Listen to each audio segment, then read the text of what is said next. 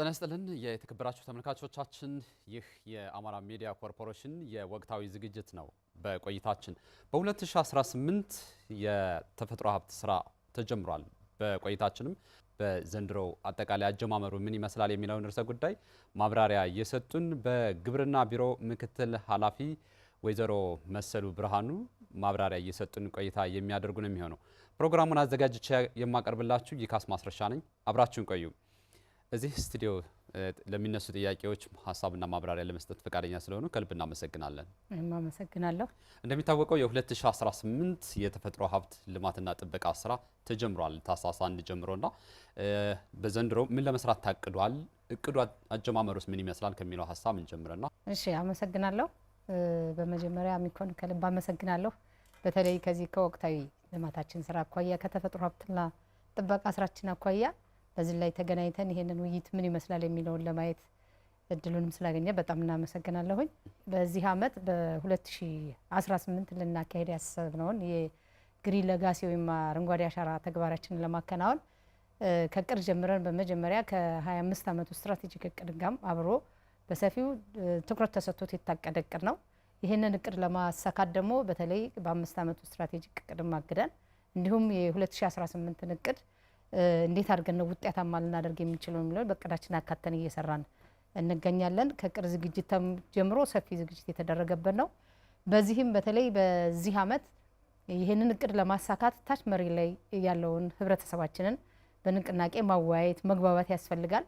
ለዚህም ደግሞ ይሄንን መሰረት አድርገን ህብረተሰቡን የማወያያ ስራ ከክልል ጀምሮ ከቅድመ ዝግጅት ጀምሮ ኦሪንቴሽን ከመስጠት ጀምሮ በዞን በወረዳ በቀበሌ እንዲሁም በተፋሰስ ደረጃ ህብረተሰቡን እያገኘን የማወያየት ስራ የመግባባት ስራ በዚህ አመት እንዴት እንደምንሰራ የመግባባት ስራ ሰርተናል። ይሄም የቅድመ ዝግጅታችን አንዱ አካል ስለሆነ ማለት ነው። ስለዚህ ይሄንን ብዬ በተለይ ከምንሰራቸው በዚህ አመት ከ9000 በላይ ተፋሰሶቻችንን እናከናውናለን ብለን ለይተን የተፋሰስ ልየታ ሰርተናል። በዚህም ከ100% በላይ አሳክተናል ማለት ነው። ከቅድመ ዝግጅታችን አንፃር የመጀመሪያው ተፋሰሶቹን የመለየት ስራ ስለሆነ ማለት ነው። በነባርም አሉን በአዲስም አሉን ማለት ነው። ስለዚህ በአዲስም 9206ን ይዘን ነባሮቻችንን ጨምረን እየሰራን ያለ ነው። ከዚህ ጋር ተያይዞ በተለይ እንሰራለን ብለን ያሰብነው በተፋሰሶቻችን ላይ በተለይ በኢኮኖሚው ዘርፍ እስከዛሬ ያው በኤሪያ ክሎዥርም አድርገን የምንሰራቸው አሉ። በጣም የተጎዱ በጣም የተራቆቱትን ኤሪያ ክሎዥር በመስራት እንዲያገግሙ የማድረግ የስትራክቸርና የልማት ስራዎች የምንሰራባቸውን ደግሞ የልማት ስራዎቻችን ምን ሊሆኑ ይችላሉ የሚለውን እቅድ ቴክኒካሊ አቅደን እየሰራን እንገኛለን። በዚህም በተለይ ኢኮኖሚካሊ ኢምፓወር ሊያደርጉ የሚችሉ ከአትክልትና ፍራፍሬ እንዲሁም ከደን ልማት ደግሞ ለገበያ ሊሆኑ የሚችሉ የደን ዛፎችንን በማልማት ጭምር ለመስራት አቅደን ነው እየተንቀሳቀስን ያለ ነው። ስለዚህ ህብረተሰባችን ጋር የመግባባቱን ስራ ፈጥረናል። ልየታችንንም ጨርሰናል። ለዚህ የሚሆን የሰው ኃይልንም በባለሙያም እንዲሁም በአርሶ አደር ደግሞ ደረጃ ይሄንን ሊያሳኩልን የሚችሉ በባለሙያ ደረጃ ስልጠና ሰጥተን ጨርሰናል። እንዲሁም ደግሞ አርሶ አደራችን ይሄንን ስትራክቸር ሊሰራ ካሁን በፊት ቀያሽ አርሶ አደር ብለን የምንመለያቸውን ነባሮቹን ለ3 ቀን አዲሶችን ደግሞ በ5 ቀን የፈጀ ስልጠና እንዲሰለጥኑ ነው ያደረግነው በባለሙያ ደረጃ። ስለዚህ ከ200 እቅዳችን ወደ 190000 ቀያሽ አርሶ አደርን ማሰልጠን አለብን። ለዚህ አጋዥ የሚሆኑ ይሄንን ለማሳካት ደግሞ ከ200 በላይ ሺህ የሚሆን አርሶ አደርን ቀየሳ ሙያዊ ስልጠና ሰጥተናል ማለት ነው። ስለዚህ በዚህ አመት የቅድመ ዝግጅት ብለን የምንተገብራቸውን ተግባራቶች በሙሉ በቀደም ተከተል ለይተን ይዘን ኦልሞስት 100% የሚሆን እቅዳችንን አሳክተናል። የቅድመ ዝግጅት ስራችንን አጠናቀን ጨርሰናል። በዚህም በባለፈው አመት ይህንን ሊያሳካ የሚችል ከመስኖ ልማትና ከተፈጥሮ ሀብት ስራችን ጋር ያይዘን የንቅናቄ መድረክ ደብረ ብርሃን ላይ የሚካሄዱ ይታወቃል። በዛ መድረክ ላይ ደግሞ በዚህ አመት ካሁን በፊት እንደ ክልላችን የተለመደው ጥር ሲመጣ ከጥር ጀምሮ ነው እንግዲህ እስከ የካቲት ድረስ የተፋሰስ ልማቶቻችንን የምናከናውነው። ስለዚህ ወደዚህ አምጥተን ለምን አንተገብረውም ወደ ታህሳስ ለምን አናመጣውም በሚል ተግባብተን አቅደን የገባ ነው። በዚህ አመት አሁን ከታህሳስ 1 ጀምሮ አዝመራ በሚሰበሰብባቸው አካባቢዎች ሰብል በሚሰበሰብባቸው አካባቢዎች ለመጀመር ባቀድነው እቅድ መሰረት እስካሁን 8 ዞኖችና በ2 ከተማ አስተዳደሮች በጥቅሉ በ10 ዞኖች ተጀምረዋል። እንዲሁም በ729 ወረዳዎቻችንና በ1000 629 ተፋሰሶቻችን ላይ ልማት ተጀምሯል። አሁን ይሄም እየቀጠለ ነው። ግማሹ ከታህሳስ 1 የጀመርናቸው እነዚህ ናቸው። በ5ም የጀመራለ፣ በ8ም የጀመራለ፣ በትናንትናው ዕለትም የጀመራለ፣ በ10ም የጀመራሉ። ያንን እያስተሳሰርን እየቀጠልን ያለ ነው ማለት ነው። ስለዚህ በዚህ ዓመት ወደዚህ አምጥተን ስራዎችን እየተገበርን ወደ ተግባር የገባንበት ሁኔታ ነው ያለው ማለት ነው። በአማራ ክልል ለረጅም ዓመታት የተፈጥሮ ሀብት ስራ ሲሰራ ቆይቷልና እንደው ውጤታማነቱ በተለያየ መንገድ ሲገመገም ምን ያህል ውጤታማ ሆኗል ማለት እንችላለን? ኦልሞስት ጥሩ ጥያቄ ነው። እንግዲህ እንደ አማራ ክልል እንዳልከው ብዙ ዓመት በተከታታይ ተፋሰሶችን እንሰራለን። ከሰራንባቸውም በየአካባቢው በጣም ውጤታማ የሆንባቸው ተፋሰሶች አሉ። በዛው ልክ ደግሞ አንዳንዶቹ ከጥበቃ እንደዚህ ከተለያየ ከማናጅመንት ጉለት አኳያ ደግሞ ወደ ኋላ የተመለሱብን አሉ። ነገር ግን ይሄን ለይተን በተለይ ውጤታማ የሆኑ ደረጃ 1 ምን ላይ ነው ያለው፣ ደረጃ 2 ምን ላይ ናቸው፣ ደረጃ 3 ምንላቸው የትኞቹ ተፋሰሶቻችን ናቸው ብለን ለይተን እንደዚሁም አሰስመንት ተሰርቶላቸው ውጤታማ የሆኑትን በዛው የማስቀጠልና የጎደሎቻቸውን ነገር የመሙላት በውጤታማ ያልሆኑትን ደግሞ እንደገና በመልሶ ማልማታችን በቀዳችን አካተን ያንን እየሰራን ያለ ነው። ስለዚህ አብዛኛው ውጤታማ ነው ብሎ መውሰድ ይቻላል ማለት ነው። እንደው ውጤታማ ነው ስንል መገለጫዎቹ ምን ምን ነገሮችን ያሟሉ ናቸው? መገለጫዎቹ አንደኛ ከእንስሳትና ከሰው ከተለያዩ ተፋሰሱን አደጋ ላይ ያደርሱ ከሚችሉትን ነፃ የማድረግ እና እዛ ውስጥ የተከልናቸውን እጽዋቶች የማረም የመኮትኮት እና የተሻለ ጥበቃ እያደረጉ ለውጤታማ ማብቃት ነው። እንደዚሁም ለአየር ለውጡም ሊያመጡ በሚችል መንገድ እዛ አካባቢ ለዛ አደጋ ይሆናሉ የተባሉትን ነገር ከህብረተሰቡ ጋር እየተወያዩ ያንን ህብረተሰቡ የኔ ነው የሚል የባለቤትነት ይዞ እንዲኖረው የማድረግ ነው። አንዱ ይሄ እየተሰራ ነው። ሁለተኛ ቀጣይነት እንዲኖራቸው እነዚህ ተፋሰሶች እንግዲህ ህብረተሰቡን ባለቤት ማድረግ ነው። እንግዲህ ህብረተሰቡን ባለቤት ለማድረግ ደግሞ ተፋሰሶቹ ህጋዊ እውቅና እንዲኖራቸው የባለቤትነት ስም እንዲኖራቸው ከህብረት ስራ ኮሚሽን ጋር በመተባበር እውቅና ከ4000 በላይ ካሁን በፊት እውቅና እንዲኖራቸው አድርገን የባለቤትነት ሰው ህብረተሰቡ የራሱ ማህበር ፈጥሮ እዛው ተፋሰሱን የኔ ነው የሚል ተዋቅሮ ተደራጅቶ ቁጠባ እየቆጠበ እዛው ላይ የራሱን ኢኮኖሚካልም ሊያመነጩ የሚችሉ ነገር እየተከለ በራሱ እንዲያደርግ የህብረት ስራ ማህበር አቋቁመናል ማለት ነው። ከወደ 4000 በላይ የሚሆኑ እውቅና አግኝተው አሁን ወደ ተግባር የገቡ ናቸው። በዚህ ዓመት ደግሞ 1300 አቅደን ወደ አሁን ወደ 321 በላይ ደርሰናል። እውቅና እየሰጠን ማለት ነው። በጋራ ተቀናይተን እየሰራን አሁን የባለቤትነት እየያዙ ስለሆኑ ቀጣይነት የሚኖራቸው ይቀዩ። እንግዲህ ካሁን በፊት የተሰሩ ወደ ከ18000 በላይ የሚሆኑ ተፋሰሶች አሉን። እነዚህን ተፋሰሶች እንግዲህ አሁን ወደ እዛ እያስገባናቸው ነው ያለ ነው ማለት ነው። ስለዚህ ቀጣይነት እንዲኖራቸው እነዚህን እየሰራን ያለንበት ሁኔታ ነው ያለው ማለት ነው። የ2018 የተፈጥሮ ሀብት ስራ ተጀምሯል እና ህብረተሰቡም እየሰራ ነው የሚገኘው። እንደው የዘንድሮ ላይ ምን ላይ ትኩረት ያደረጉ ስራዎች ናቸው የሚሰሩት? እሺ እንግዲህ በዘንድሮ ትኩረት እናደርጋለን ብለን ያሰብነው አንደኛ ተፋሰሶቻችን በቃ ኢኮኖሚክ ሊያመነጩ በሚችሉ መንገድ በተለይ በዚህ ዓመት የ25 ዓመቱን ፍኖተ ካርታ ሊያሳካ በሚችል መንገድ የተቃኙ እቅዶች ነው አቅደን እየተንቀሳቀስን ያለ ነው። በዚህም በፍራፍሬው በደን ልማቱ ውጤታማ ይሆናሉ ብለን ያሰብነውን እንደየ አግሮ ኢኮሎጂው አካባቢ ሁኔታ ሊያመርት በሚችለው መንገድ ነው አቅደን እየተንቀሳቀስን ያለ ነው ማለት ነው። ስለዚህ ችግኝ ጠባዮቻችንን በዚሁ ሬዲ እያደረግን የፍራፍሬም የችግኞችም ዝግጅት እየተካሄዱ ናቸው። የደንም በተለይ በኢንዲጂነስ የሆኑ ችግኞችንም እንዲተከሉ ስለምንፈልግ ከውጤታማነታቸው ማኳያ እነሱ ላይም ርብርብ እያደረግን እየሰራ ነው የምንገኘው ማለት ነው። የተፈጥሮ ሀብት ጥበቃ ስራ በማህበራዊ በኢኮኖሚ በተቋማዊም ሊሆን ይችላል። እስካሁን ምን አይነት ለውጦች ተመዝግበዋል? እንግዲህ ተፋሰሶቻችን ዝም ብሎ ክሎዝ አድርጎ ወይም ዝም ብሎ ተፋሰስን ደን እያለሙ ብቻ መተው አይደለም። አርሶ አደሩ ከዛ ውስጥ ተጠቃሚ መሆን አለበት። በተለይ ከእንስሳቱ ጋር በተያያዘ እዛ ውስጥ የግጦሽ እንስሳቶቻችን በዛው በቅርቡ እያጨዱ እንስሳቶችን የማድለብ እርባታ እነዚህ የመሳሰሉትን ነገሮች መስራት አለባቸው። ስለዚህ በዚህም በኩል እሴት እየፈጠረ ነው አርሶ አደሩ ማለት ነው። ሁለተኛ እዛ ውስጥ ካመረተው ምርት ደግሞ መጠቀም አለበት። በተለይ ከፍራፍሬው ፓርት ደግሞ እንደ ማንጎ እንደየ አካባቢው አንዳንዱ የደጋ ፍራፍሬ ደጋ በሆነበት መሰረት እንደ አፕል የመሳሰሉትን ይተክላል። እንደ ቆላማ አካባቢ የሆኑበት ደግሞ እንደ ማንጎ እንደ አቮካዶ የመሳሰሉትን ነገሮችን በዛ ውስጥ ይተክላል። ከዛ ውስጥ ደግሞ የሚያገኘው ምርት አውጥቶ ለገበያ መሸጥ አለበት። ያንን እየሸጠ በቤቱ እሴት መፍጠር ወይም ገቢ ማግኘት አለበት። ስለዚህ በዚህ ደረጃ ያመጣናቸው ስኬት በጣም ትልቅ ናቸው። ስለዚህ በቤቱ እሴት እየፈጠረ ነው ማለት ነው።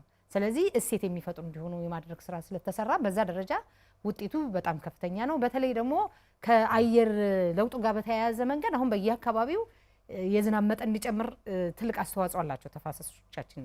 በተለይ ተራሮቻችን የተራቆቱ ይሄ ክሎዝ ያደረግናቸው አካባቢዎች የዝናብ መጠናችን እንዲጨምር የማድረጉ እነዚህን ትልቅ ፋይዳ ያላቸው ናቸውና እነዚህም ለውጦች ናቸውና ይሄንን ሁሉ ለውጣት እንደ ተቋም ቢሆን ትልቅ አቅም የፈጠርንበት ህብረተሰቡ ተጠቃሚ እንዲሆን ያደረግንበት ስለሆነ እንደ ተቋም ትልቅ ፋይዳ አለው ማለት ነው።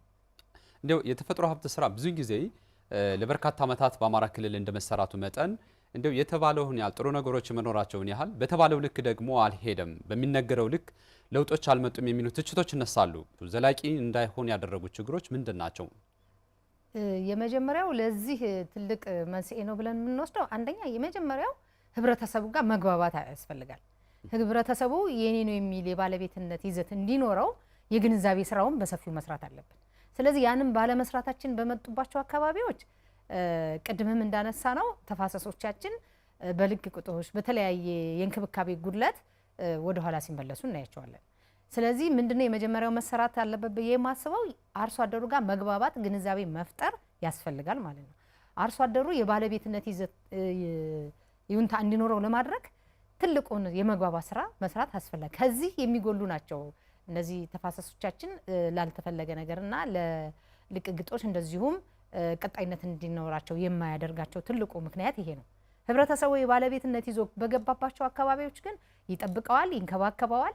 ስለዚህ በዛ ላይ ሊያገኝ የሚችለውንም ገቢ ያገኛል። ስለዚህ የኔ ነው ብሎ ይዞ ስለሚቀጥል ውጤታማ ናቸው።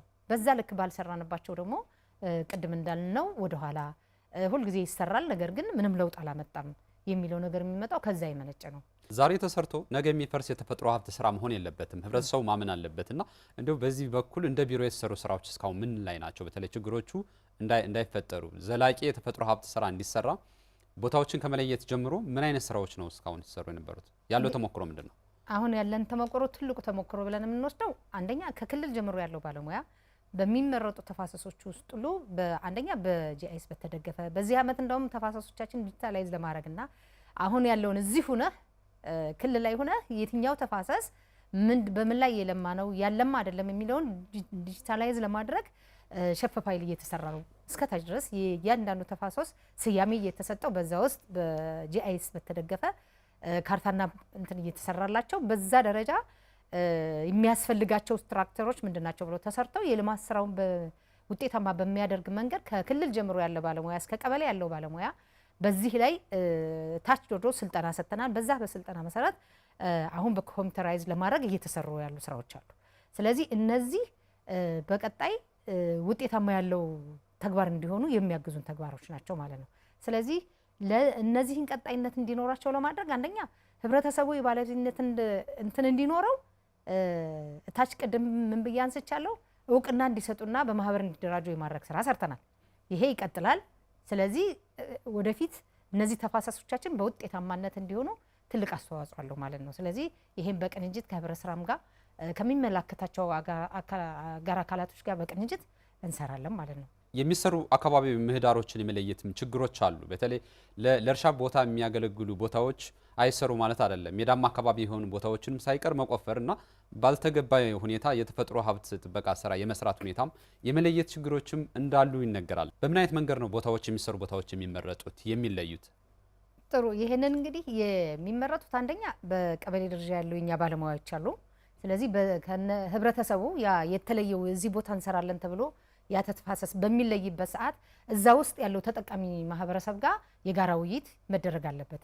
ይሄ ሊሰራ ነው። በዚህ መንገድ ክሎስ ስናደርገው አንደኛ ከዛ የሚመጣው ጎርፍ ተራራማም ከሆነ ዳገታማ ቁልቁለታማ ከሆነ የዛ የሚመጣ አፈር ነው እንግዲህ ወደ ታች ወርዶ እታች ያለውን የሰብል ምርት አደጋ ላይ ሊያደርስ እንደሚችል ህብረተሰቡ ጋር እዛ ተጠቃሚው ያ ዴሊጌት የተደረገው ተፋሰስ ጋር ያለው ማህበረሰብ እሱ ጋር መግባባት መፍጠር ነው።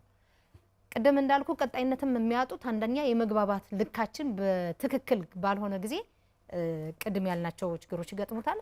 በትክክል ከማህበረሰቡ ጋር ተግባብተን ተፋሰሶቻችንን ከለየናቸው ግን ውጤታማ ናቸው። ምክንያቱም እንደሚሰራ ህብረተሰቡ አምኖበታል። ስለዚህ ላመነበት ደግሞ በነቂስ ወጥቶ ይሰራል ማለት ነው። ስለዚህ እነዚህ በተደረገባቸው አካባቢዎች ውጤታማ ነን። ደግሞ የግንዛቤው ቅድም ያልኩ ግንዛቤ ያለው ከልየታ ጀምሮ ማለት ነው። ተፋሰሶችን ለየን ስንል ቢያንስ ጥምርታ አለው። በቀበሌ ጥምርታ ስንሰራ በአንድ ቀበሌ ሁለትና ከዛ በላይ ተፋሰስ አንደኛ አርሶ አደሩ በርቀት ሂዶ ተፋሰስ መስራት የለበትም። በዛው በአካባቢው በአቅራቢያው ጋር ባለው ጋር ተለይቶለት እዛው በአካባቢው በቅርብ ሆኖ ወጥቶ ማልማት አለበት። ስለዚህ ይሄንንም ባለሙያው ቁጭ ብሎ በየተፋሰሶቹ ባሉ ተጠቃሚዎች ጋር የጋራ ውይይት አድርጎ መግባባት ፈጥሮ ነው የሚለዩት። ይሄ በተለየበት አካባቢ በትክክልም ውጤታማ ነን ማለት ነው። እንደዚህ ያሉ በገጠሙ ቁጥር ደግሞ ቅድም ያልናቸው ችግሮች ይመጣሉ። ስለዚህ ይሄን አድርገን ነው በዚህ አመት ከዚህ ከ9000 በላይ የለየናቸው ተፋሰሶቻችን ከህብረተሰቡ ጋር የጋራ መግባባት ተፈጥሮባቸው የተለዩ ተፋሰሶች ናቸው ማለት ነው። የተፈጥሮ ሀብት ስራ ዘላቂነት ላይ የሚታዩ ችግሮች ናቸው። በአንድ ወቅት ተሰርተው በአንድ ወቅት የሚጠፉ፣ በአንድ ወቅት ተጀምረው በአንድ ወቅት የሚከስሙ ሳይሆኑ ለህብረተሰቡ አገልግሎት ሊውሉ በሚችል መልኩ ዘላቂነቱን ለማስቀጠል ከወዲሁ ምን የታሰበ ነገር አለ? ከወዲሁ እንግዲህ እንደ ክልል ያሰብነው ምንድነው? አንደኛ ይሄ የጀመርነውን የባለቤትነት ስሜት አርሶ አደሩ የኔ ነው ብሎ እንዲጠቀም በቅንጅት ከሚመለከተው ተቋም ጋር አብሮ በጋራ መስራት ነው። እስከታታይ ክትትልና ድጋፍ ያስፈልገዋል ማለት ነው። ይሄንን የተጠናከረ ክትትልና ድጋፍ የባለሙያም ያመራርም የሁሉም ታች ህብረተሰቡም ጋር ያስፈልጋል።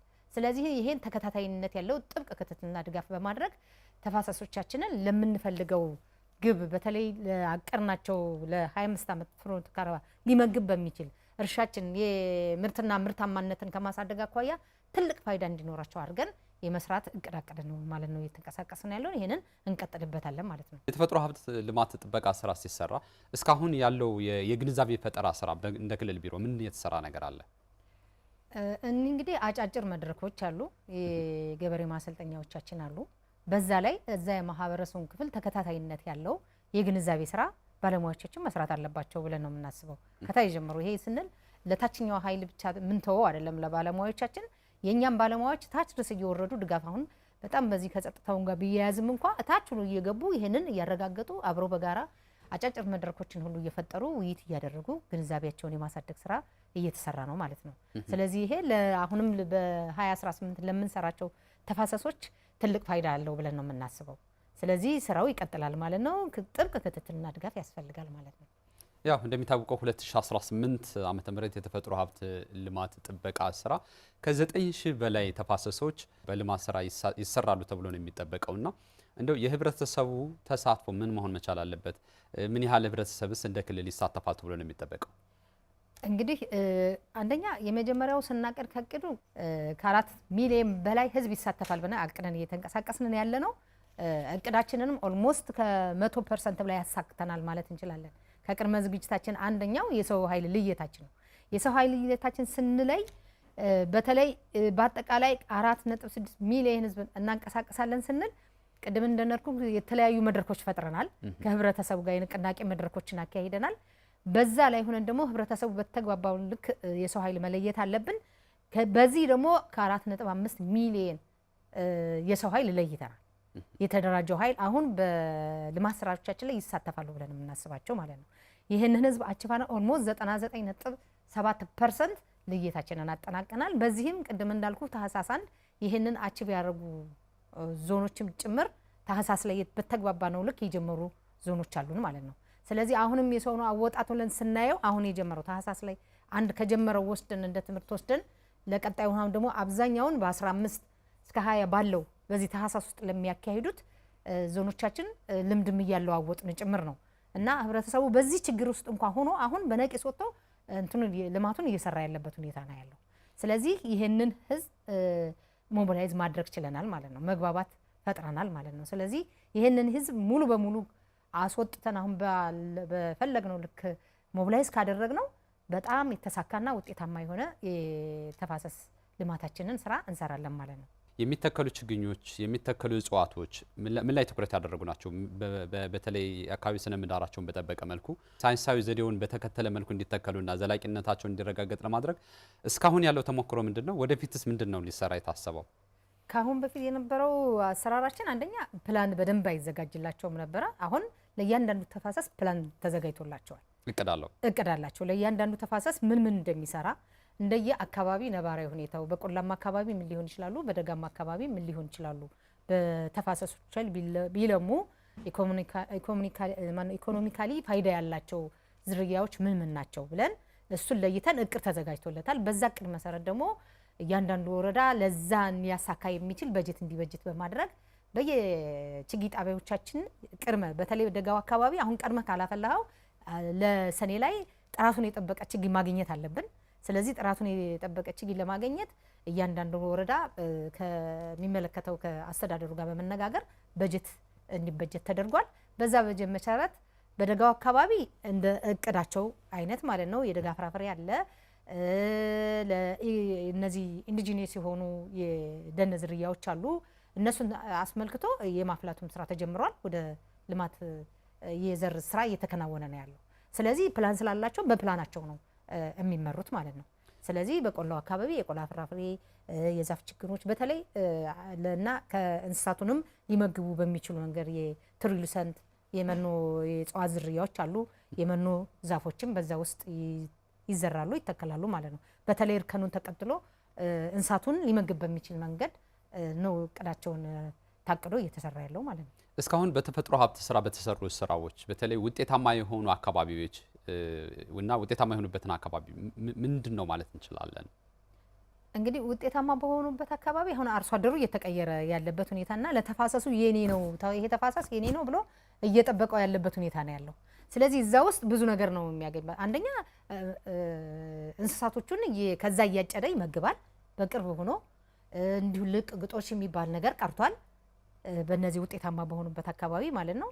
ሁለተኛ እዛ ውስጥ ደግሞ ያሉ ዛፎችን ተንከባክቦ ይዟቸዋል ማለት ነው። በተለይ በጣም የማትተክልባቸው ከፍተኛ ያሉ ተራሮች። ሁለተኛ ክሎዝ ያደረግናቸውም ቢሆን አሁን በቃ አግሮ ኢኮሎጂውን የመቀየር ሁኔታ ያለ ስለሆነ በቃ ይሄንን አሁን ባለቤት ነው ብለህ መውሰድ ይችላል። ከጊዜ ወደ ጊዜ የግንዛቤ አድማሱ እያደገ ስለመጣ በዛ ልክ ተፋሰሱን በባለቤትነት ይዞት ያለ ሁኔታ ስለሆነ በቀጣይም ይሄንን አጠናክሮ መሄድ ያስፈልጋል ብዬ አስባለሁ። እንደው ውጤታማ የሆነባቸው አካባቢዎች መግለጽ እንችላለን። እዚህ አካባቢ የተፈጥሮ ሀብት ስራ ተሰርቶ ውጤታማ ሆኗል የምንላቸው አካባቢዎች በጣም መውሰድ እንችላለን። በወሎ አርጎባ የምትወስድ ዳሬ ቤንች ድረስ ከነ ሩዋንዳ ጋር ባልተናነሰ የፍራፍሬ ችግኝ አፍቶ ውጤታማ ይሆናል። በደቡብ ወሎ ብትወስድ፣ በዚህ በጎንደር ብትወስድ፣ በምዕራብ ጎጃምን ብትወስድ በጣም ሰፊ ስራዎች በቃ ለተሞክሮ የሚሆኑ አሉ። እነሱን ቀምሮ በቀጣይ የት ነበረ ወዴት ነው የደረሰው ወዴት እየሄድን ያለውን የሚለውን ያን ዶክመንት አድርጎ አዘጋጅቶ ያን ደግሞ በይፋ ሲያደርግ ቀጣይ አማራ ክልል ያለበትን ቁመና ማሳየት ይቻላል። ስለዚህ አሉ በጣም ብዙ ቤንች ትሬ ሰርተው በጣም ገደላማ የነበረ ዛሬ ቤንች ጠረጴዛማ እርከን ተሰርቶ በዛ ላይ ማንጎ፣ ፓፓዬ እነዚህም በቃሉ ብትወስድ በአርጎባ ብትወስድ በጣም ብዙ ቦታዎች አሉ። እነ ተውለደሬ ብትወስድ በምስራቅ አማራ ብትሄድ በጣም ኦሮሚያ ብትወስድ ፍራፍሬዎች በጣም አሁን ያን ተፋሰስ መሰረት አድርገው ራሱ እስከ ታች በማሳቸውም ጭምር የገቡበት ሁኔታ ስላለ በጣም ጥሩ ስራዎችና ተሞክሮ የሚሆኑ ስራዎች አሉ ነው የሚያስብ። እንደ የ2018 የተፈጥሮ ሀብት ስራ የትኩረት አቅጣጫዎች የት አካባቢ ነው ሊሆን የሚችሉት?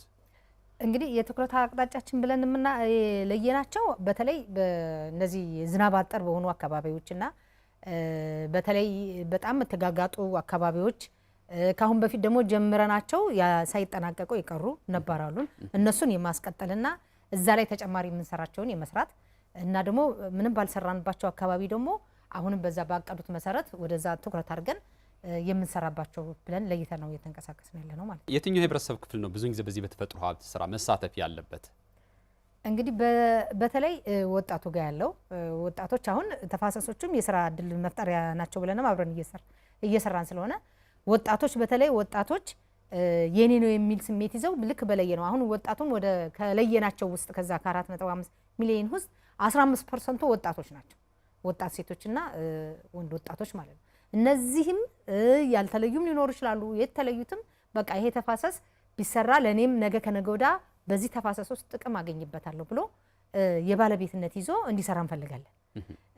እንዲሁም ሴቶችም በተመሳሳይ ሴቶችም አሁን በኢኮኖሚካሊው ኢምፓወር እንዲሆኑ እንፈልጋለን። ስለዚህ ኢምፓወር እንዲሆኑ ከፈለግን ደግሞ በተፋሰስ ውስጥ ምርትና ምርታማነትን ሊያሳድጉ የሚችሉ ነገሮች እስከ ተተከልባቸውና እዛ ላይ እስካሰረፍንባቸው ጊዜ ድረስ ሴቶችም እንደዚሁ በነቂስ ወጥተው ይሄንን የተፋሰስ ልማታችንን ሊሰሩልን ይገባል ወይም ሊሰሩ ይገባል። እንዲሁም አርሶ አደራችን ጭምር ማለት ነው ሁሉም የህብረተሰብ ክፍል ይሄ የኔ ነው ብሎ የባለቤትነት ስሜት ይዞ በተለየው ልክ በተግባባንበት ልክ በነቂስ ወጥቶ ይህንን የልማት ስራችንን በጋራ እንድንሰራና ቀጣይነት ያለውን እንደ ክልላችን ያለውን ነባራዊ ሁኔታ ለመቀየር ሁሉም የማይመለከተው አለ ብዬ አልወስድም። ነገር ግን ሞር የበለጠ በትኩረት እነዚህ የህብረተሰብ ክፍሎች ለተፋሰስ ልማታችን ትልቅ አስተዋጽኦና ፋይዳ ያላቸው ስለሆነ እነዚህ ወጥተው ልማቱን በጋራ ብንሰራ ውጤታማ እንሆናለን የሚል ሐሳብ አለኝ። የሚጠበቅ ውጤት ይኖራል። አሁን ከ2018 የተፈጥሮ ሀብት ልማት ስራና ምን ይጠበቃል? እንግዲህ ከሁላችን የሚጠበቀው ለዚህ አሁን ላቀርነው ቅድ ስኬታማ እንዲሆን ሁሉም የሚመለከተው አካል ሁሉ ለዚህ ለተፋሰስ ልማታችን ትልቅ ለውጥ ለማምጣት እንዲሁም ከአግሮ ኢኮሎጂው ቀጠና ጋር እንዲሁም አጠቃላይ ካለው ከአየር ለውጥ ጋር በተያያዘው የምንሰራው ባለቤትነት ይዘን ለዚህ ተግባር ሁሉም የየድርሻችንን ልንወጣ ይገባል የሚል መልእክት ማስተላለፍ ፈልጋለሁ።